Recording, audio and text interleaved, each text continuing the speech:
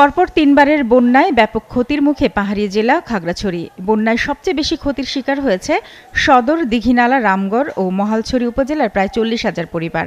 বন্যায় চেঙ্গি, মাইনী ও ফেনী নদীর পানিতে ভেসে গেছে গবাদি পশু, ঘরের চালার টিন সহ আসবাবপত্র। মাটিতে মিশে গেছে কাঁচা ঘর।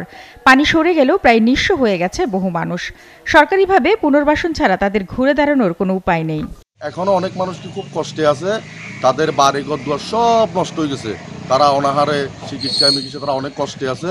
বাড়ি ঘর, গরু, ছাগল, হাঁস, মুরগি কোনো কিছুই বাঁচাইতে পারলাম না। আমার এখানে একটা ঘর ছিল, ঘরটা একদম টিন টুন সব চলে গেছে, কিচ্ছু নাই, ঘরের মাল একটা সব চলে গেছে। হাঁস মুরগি ছিল, ওগুলো পানিতে ভাসে গেছে। বন্যায় ভেঙে পড়েছে যোগাযোগ অবকাঠামো। ব্যাপকভাবে ক্ষতিগ্রস্ত হয়েছে 107 কিলোমিটার রাস্তা, 14টি কালভার্ট ও 3টি সেতু।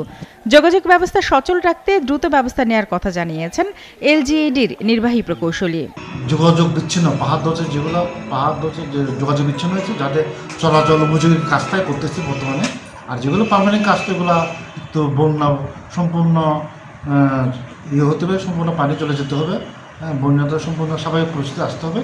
কয়েকদিন পানিতে ডুবে থাকায় নষ্ট হয়েছে 2124 হেক্টর জমির ফসল।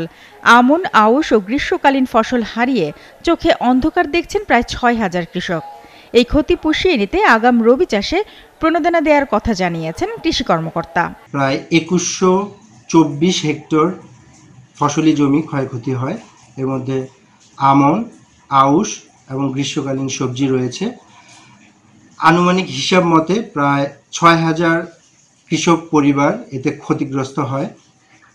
বন্যা পরবর্তী সময়ে পুনর্বাসনের জন্য আমরা আগাম রবি শস্য যেমন সরিষা, ভুট্টা এবং পেঁয়াজ কর্মসূচির উপরে আমরা জোরদান করেছি। বন্যা দুর্গতদের সাহায্যের জন্য এ পর্যন্ত 502 মেট্রিক টন খাদ্যশস্য ও নগদ 12.5 লাখ টাকা বরাদ্দ করেছে খাগড়াছড়ি জেলা প্রশাসন। এছাড়াও ত্রাণ সহায়তা দিচ্ছে সেনাবাহিনী ও বিভিন্ন স্বেচ্ছাসেবী সংগঠন। শারমিন স্বপ্না, 71।